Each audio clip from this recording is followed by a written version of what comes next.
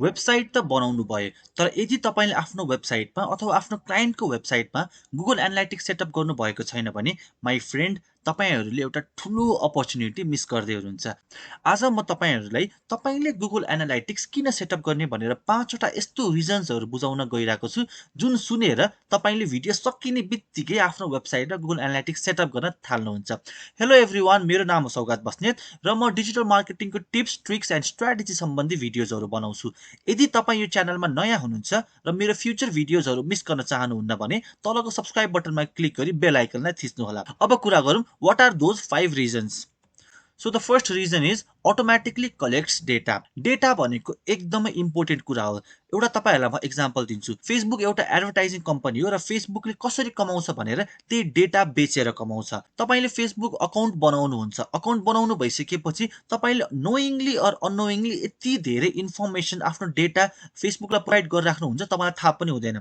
तपाईले आफ्नो नाम, तपाईले आफ्नो location, phone number, email address, तपाईलाई के मन पर्छ, तपाईले चाहिँ कुन चाहिँ वेबसाइटमा भिजिट गर्नुहुन्छ, तपाईले कुन चाहिँ पेजलाई फलो गर्नुहुन्छ, त्यो सबै डेटाहरू चाहिँ फेसबुकसँग हुन्छ र फेसबुकले त्यो डेटाहरू चाहिँ एडभर्टाइजर्सहरूलाई प्रोभाइड गर्छ र एडभर्टाइजर्सले त्यही डेटाको मद्दतबाट चाहिँ तपाईहरूलाई, हामीहरूलाई चाहिँ एड देखाउन स्टार्ट गर्छ। सो डेटा भनेको एकदमै इम्पोर्टेन्ट कुरा हो र तपाईले साइट बनाउनु भइसक्यो, तर तपाईलाई चाहिँ तपाईको अडियन्स को हो, तपाईको अडियन्सले तपाईको साइटमा आएर के काम गरिरहेको छ, त्यो कुरा थाहा पाउनु भएन भने तपाईले धेरै ठुलो कुरा मिस गरिराख्नु भएको छ। सो यो चाहिँ मेरो गुगल एनालाइटिक्सको ड्यासबोर्ड हो। तपाईहरूले हेर्न सक्नुहुन्छ कि लास्ट 28 डेजमा मेरोमा 8000 युजर्स आएको छ। सेसन भनेको 9.8K छ, 9800 छ। सेसन भनेको चाहिँ 8000 युजर्सले 9800 चोटि मेरो साइट चाहिँ ओपन गरेको छ, त्यसलाई चाहिँ सेसन्स भनिन्छ। बाउन्स रेट भनेको चाहिँ यदि तपाईको युजर तपाईको साइटमा आयो र इमिडिएटली तपाईको साइट क्लोज गरेर चाहिँ त्यहाँबाट निस्क्यो भने चाहिँ तपाईको बाउन्स रेट चाहिँ बढ्न थाल्छ,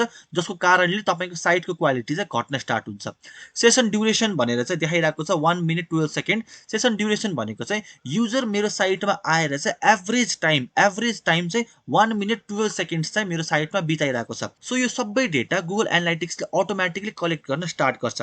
त्यसैले तपाईले हेर्न सक्नुहुन्छ कि when do your users visit? So 12 AM मा 70 युजर्स आइरहेको छ, 1 AM मा 74 युजर्स, 2 AM मा 68 युजर्स, 3 AM मा 64 युजर्स। सो यसरी नै तपाईले यो डेटा पनि हेर्न सक्नुहुन्छ। कुन चाहिँ अडियन्स कुन चाहिँ कन्ट्रीबाट आइरहेको छ त्यो पनि हेर्न सक्नुहुन्छ। नेपालबाट 97.9% युजर्सहरू आइरहेको छ। तपाईको कुन चाहिँ डिभाइसबाट तपाईको साइटमा भिजिट गरिरहेको छ, मोबाइल, डेस्कटप अथवा ट्याब्लेट। यहाँबाट हेर्न सक्नुहुन्छ कि मोबाइलबाट तपाईको 87.4% युजर्सहरू चाहिँ भिजिट गरिरहेको छ। सो यो सबै डेटाहरू गुगल एनालाइटिक्सले अटोमेटिकली ट्र्याक गर्न स्टार्ट गर्छ र यही डेटाको कारणले तपाईले आफ्नो अडियन्सलाई राम्रोसँग बुझ्नुहुन्छ।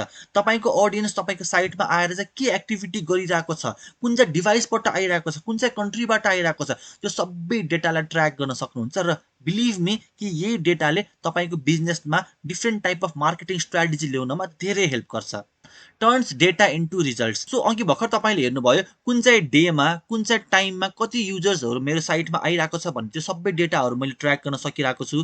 कुन चाहिँ लोकेसनबाट आइरहेको छ, कुन चाहिँ डिभाइसबाट आइरहेको छ, सबै कुरा ट्र्याक गरिरहेको छु। अब कुरा आउँछ कि यो सबै डेटालाई मैले ट्र्याक गरिसकेपछि चाहिँ यो डेटालाई चाहिँ मैले प्रपरली युज गरेँ भने चाहिँ मैले यो डेटालाई चाहिँ रिजल्टमा कन्भर्ट गर्न सक्छु।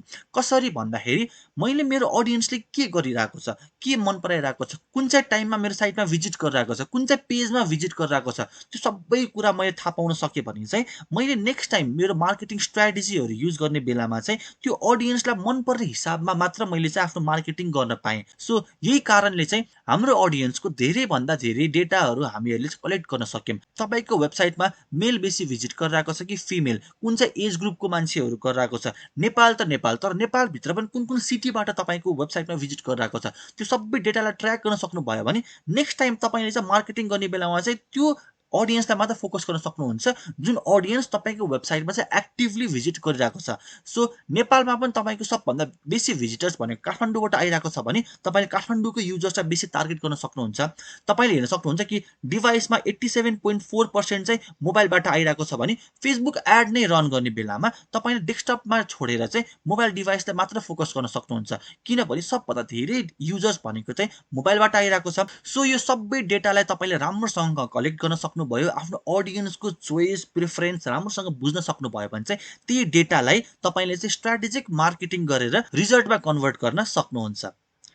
So the third reason is which channel social platforms to focus on. हामीहरूले गुगल एनालाइटिक्सको हेल्पबाट कुन चाहिँ च्यानलबाट धेरै भिजिटर्सहरू आइरहेको छ त्यो सबै कुरालाई ट्र्याक गर्न सक्छौँ। सो तपाईँले यहाँ स्क्रिनमा हेर्न सक्नुहुन्छ सोसियल भनेको सोसियल मिडिया प्लेटफर्म्स जस्तै फेसबुक, इन्स्टाग्राम, ट्विटर, लिङ्कडिन त्यस्तो प्लेटफर्मबाट चाहिँ मेरोमा 5261 युजर्स चाहिँ आइरहेको छ।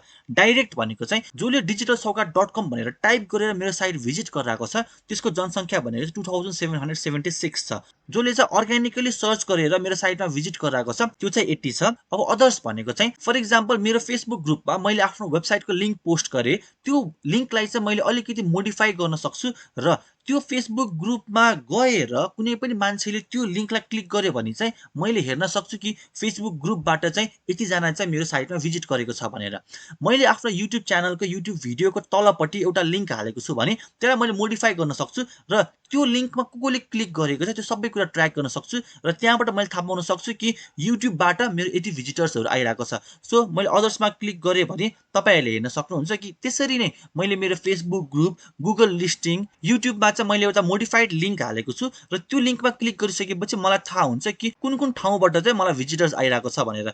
अब अर्को भनेको चाहिँ रिफरल छ। रिफरलबाट चाहिँ 18 जना आइरहेको छ। रिफरल भनेको चाहिँ तपाईँको कुनै सोसियल मिडिया प्लेटफर्म होइन, तपाईँ कुनै सर्च इन्जिनबाट होइन, कुनै थर्ड पार्टी वेबसाइटबाट तपाईँको साइटमा भिजिटर्सहरू आइरहेको छ भने त्यसलाई चाहिँ रिफरल भनिन्छ।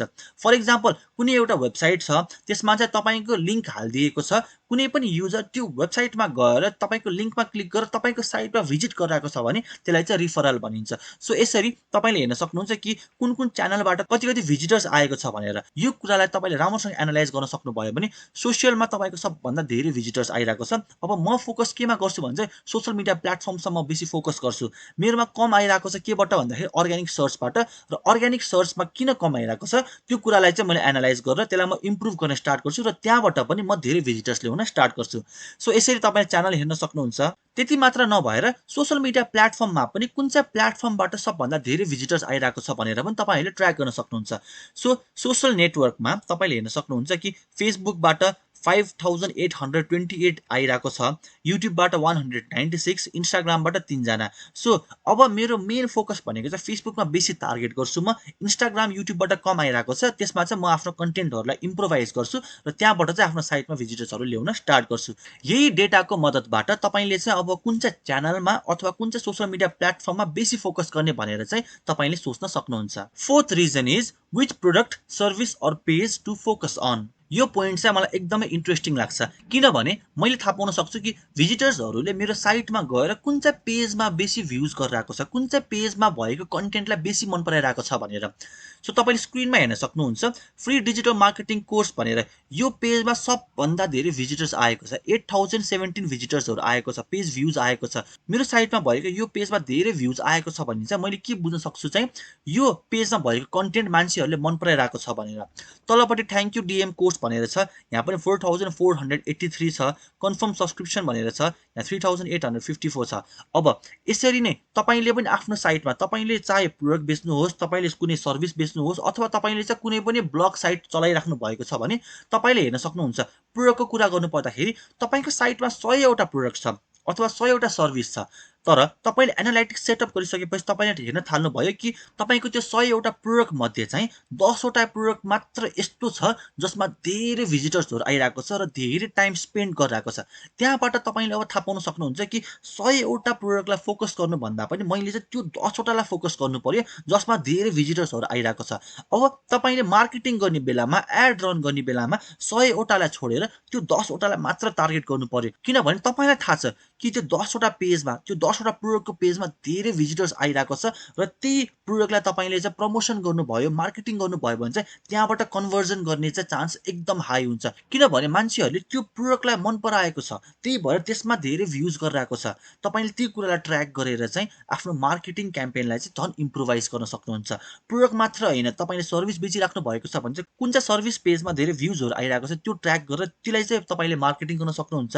तपाईँ आफ्नो ब्लग साइट चलाइराख्नु भएको छ भने जुन चाहिँ पेजमा धेरै भ्युज आएको छ, त्यहाँभित्र भएको कन्टेन्ट मान्छेहरूलाई मन परिरहेको छ, तपाईँले पनि अब त्यही कन्टेन्ट रिलेटेड अरू कन्टेन्टहरू पनि बनाउनुहोस् जुन मान्छेहरूलाई मन पर्न सक्छ। सो यसरी नै तपाईँहरूले ट्र्याक गर्न सक्नुहुन्छ कि आफ्नो बिजनेसमा तपाईँ प्रोडक्ट बेच्दै हुनुहुन्छ, सर्भिस बेच्दै हुनुहुन्छ, अर तपाईँ एउटा ब्लग साइट चलाउँदै हुनुहुन्छ भने कुन चाहिँ प्रोडक्टलाई, कुन चाहिँ सर्भिसलाई अर कुन चाहिँ पेजलाई बेसी फोकस गर्ने भनेर। र fifth reason is it is free and easy to use. गुगलको प्लेटफर्म हो गुगल एनालाइटिक्स भनेको, र यसको लागि यत्रो डेटा कलेक्ट गर्न सक्नुहुन्छ तपाईँले, त्यो पनि अटोमेटिकली। यो डेटालाई तपाईँले राम्रोसँग एनालाइज गर्नुभयो भने यो डेटाको मद्दतबाट तपाईँले चाहिँ राम्रो रिजल्ट पनि जेनेरेट गर्न सक्नुहुन्छ। र सबैभन्दा रमाइलो कुरा त यो टुल कम्प्लिटली फ्री छ, यसको लागि हामीहरूले 1 रुपियाँ पनि पे गर्नु पर्दैन, कम्प्लिटली फ्री छ। तपाईँहरूलाई चाहिँ म के सजेस्ट गर्छु भने तपाईँले भर्खर वेबसाइट बनाउँदै हुनुहुन्छ और तपाईँले चाहिँ लङ टाइमसम्म वेबसाइट बनाउनु भएको छ तर एनालाइटिक्स सेटअप गर्नु भएको छैन भने भिडियो सकिने बित्तिकै तपाईँले एनालाइटिक्स सेटअप गर्न स्टार्ट गर्नुहोस्, किनभने त्यहाँबाट तपाईँले आफ्नो अडियन्स, तपाईँको युजरको सबै डेटालाई चाहिँ ट्र्याक गर्न सक्नुहुन्छ। र त्यो डेटा तपाईँले चाहिँ राम्रोसँग तपाईँले एनालाइज गर्न सक्नुभयो भने त्यहाँबाट तपाईँले राम्रो स्ट्राटेजिक मार्केटिङ गर्न सक्नुहुन्छ। र गुगल एनालाइटिक्स कम्प्लिटली फ्री पनि छ र एकदम इजी टु युज छ। तर अलिकति बुझ्नु चाहिँ पर्छ तपाईँहरूले, त्यो बुझ्नुभयो भने चाहिँ गुगल एनालाइटिक्सलाई चाहिँ तपाईँले चाहिँ मजाले चलाउन सक्नुहुन्छ। यदि तपाईँलाई यो भिडियो राम्रो लाग्यो, इन्फर्मेटिभ लाग्यो भने तलको लाइक बटनलाई क्लिक गरेर कमेन्ट गर्नुहोला। र तपाईँले यदि यो च्यानललाई सब्सक्राइब गर्नुभएको छैन भने तलको सब्सक्राइब बटनमा क्लिक गरेर बेल आइकनलाई पनि थिच्नुहोला। So thank you so much for watching, see you on the next video.